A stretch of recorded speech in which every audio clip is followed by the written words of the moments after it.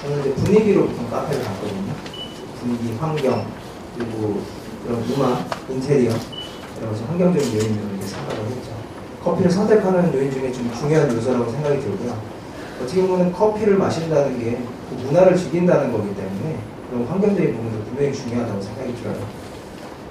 하지만 그 커피 맛에 뭐가 컨트롤을 하고 있다. 처음 생각할 수 있는 건 바로 고객하고 접점에 있는 바리스타를 생각을 하게 되죠. 바리스타도 어떻게 추출을 하냐에 따라서 맛이 여러 가지로 나오게 되는데 커핑이 필요한 상황이고요. 그리고 거기에 따라서 저희가 결국에는 커피 등급을 매기고 그거를 저희가 인증을 하고 그 커피를 신뢰를 하고 살 수 있는 그런 시스템이 돼야 되는 상황입니다. 큐브레이드 시스템이 이런 상황으로 사실 그 취지로 지금 미국 SCA에서 시작되었고요. 큐브레이드뿐만 아니라 COE나 COE 퍼퍼들이나 결국에 다 그런 역할을 하고 있다고 생각이 들고요. 물론 더욱더 객관성을 갖도록 항상 자기 관리도 해야 되고 또한 어디 외부의 그런 청탁이나 이런 부분에도 좀 흔들리지 않고 커피를 그 자체만으로 평가를 할 수 있어야 되겠죠. 커핑에서 제일 중요한 부분입니다. 그러니까 객관적이고 과학적인 기준을 퍼퍼들이 가지고 있어야 됩니다. 아로마라고 해서 그 커피에 나는 그런 수천 가지 향과 그 다음에 그 여러 가지 맛적인 부분까지 봤을 때 어떤 부분이 정확한 기준이고 어떤 부분에서 이게 안 좋은 품질이다 이런 부분에 정확하게 명확하게 기준을 가질 수 있어야 되죠. 그리고 생두가 가지고 있는 본연의 특징을 잘 나타낼 수 있도록 로스팅을 하는 거고요. 일반적인 로스팅보다는 조금 약하게 로스팅이 됩니다. 로스팅이 강하게 되면 그 가지고 있는 커피의 성분들이 로스팅의 특징들로 향보다는 맛적인 특징들로 좀 변화가 되기 때문에 그런 이유로 인해서 샘플 로스팅을 약하게 로스팅을 하고 있고요. 보통 그 샘플 로스팅을 한 그 원두를 가지고 그라인딩을 해서 원두를 갈아서 그 안에 있는 그 원두 안에 있던 그런 향을 이제 체크를 하는 겁니다. 보통 그 카페를 갔을 때 메뉴를 주문해서 이제 한 잔을 마시기 전에 원두가 갈리고 이랬을 때 향이 더 많이 나타나는 느낌을 좀 많이 받을 거예요. 그런 휘발성 향 성분이 더 많이 원두를 갈았을 때 많이 나타나거든요. 그런 부분하고 이제 물이 들어갔을 때 향 느낌하고 또 많이 틀려집니다. 그래서 그 부분을 두 가지를 체크를 하죠.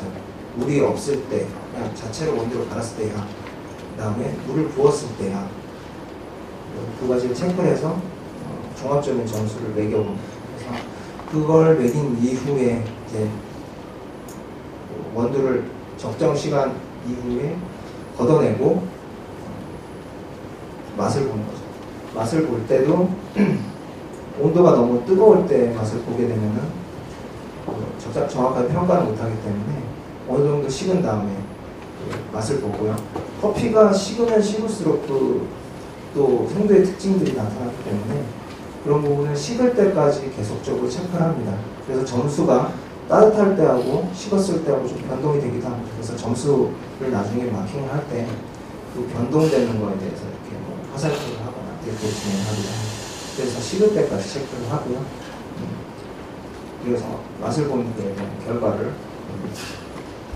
우선은 그 커핑을 하실 때 보시면은 아까 원두를 갈았을 때 나타나는 그 향이 이제 프레그런스라고 하는데 거기서 나타나는 그 가벼운 휘발성 성분 때문에 향이 저희들한테 조금 더 가벼운 느낌이면서 여러 가지 복합적인 향들이 많이 나타나고요.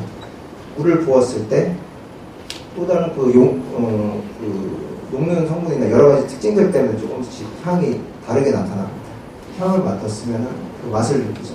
일반적으로 단맛, 짠맛, 신맛, 쓴맛을 보기가 저희가 네 가지를 보통 느낀다고 하는데 커피에 나타나는 여러 가지 성분들로 인해서 이런 특징들이 나타납니다.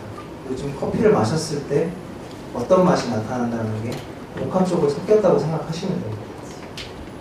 그런 부분 때문에 저희가 개별적으로도 계속 좀 훈련을 해보고요.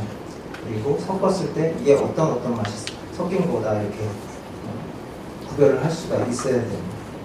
올해 여름에 파푸아뉴기니 갔습니다. 거기서 직접 산지를 보고 농부를 만나고 거기서 커핑을 해서 가장 괜찮았던 커피를 우리가 사용을 하는 거고요.